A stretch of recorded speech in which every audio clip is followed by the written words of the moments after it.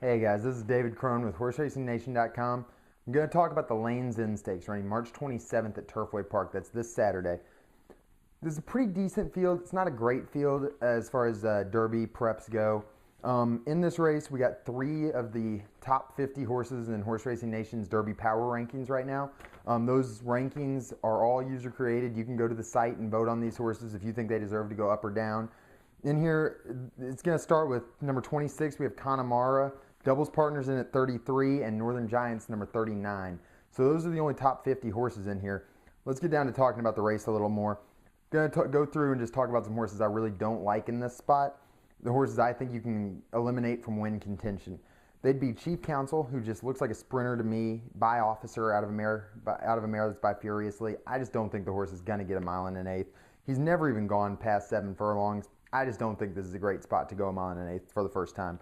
Kettle River, I didn't love the Sham, and he ran really poorly in the Sham. Before that, he ran okay in an allowance race. He did win. I think that race is a little overrated. I don't think the program's that good. I don't think this horse is that good. So I don't like Kettle River in this spot.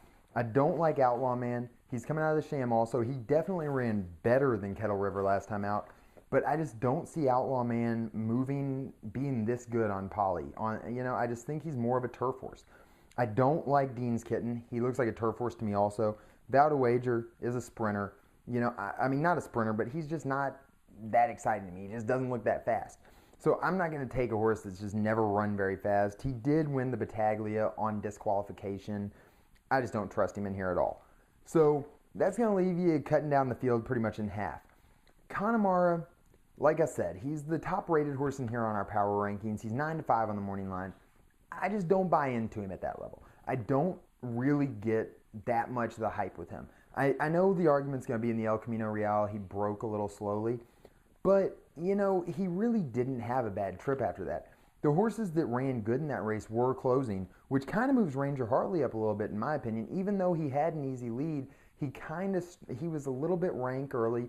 He kind of fought against Garcia that day and kind of, fought his way up.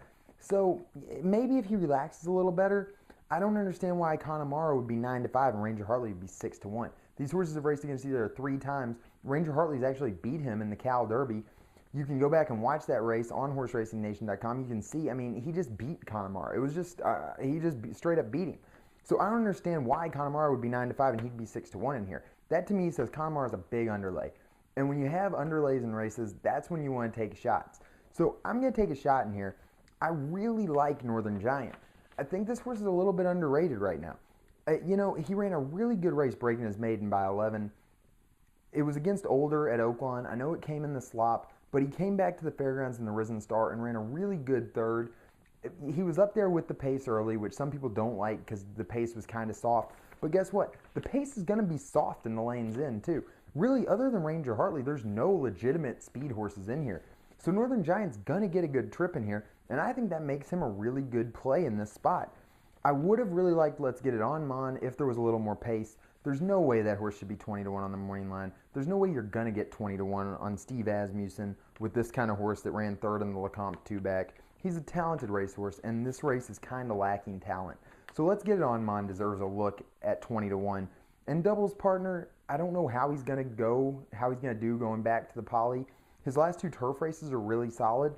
The problem I have is he's a $450,000 yearling that's out of Serena's sister, a full sister to Serena's Song, and they ran him for $80,000 as a 2-year-old.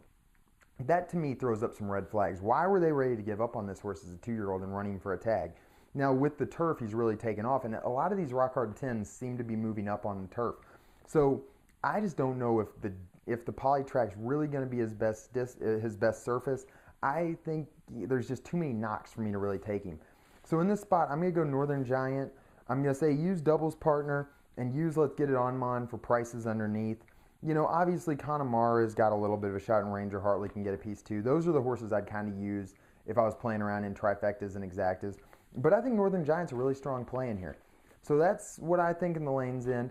You can go to Horse Racing Nation. You can post your own video picks. Make sure to check us out. Make sure to check me out. Subscribe to the YouTube channel. We're doing a lot of picks. I'm focusing on the Triple Crown races. Let me know if you want to see anything else. I'd love to accommodate it, and we'll talk to you soon.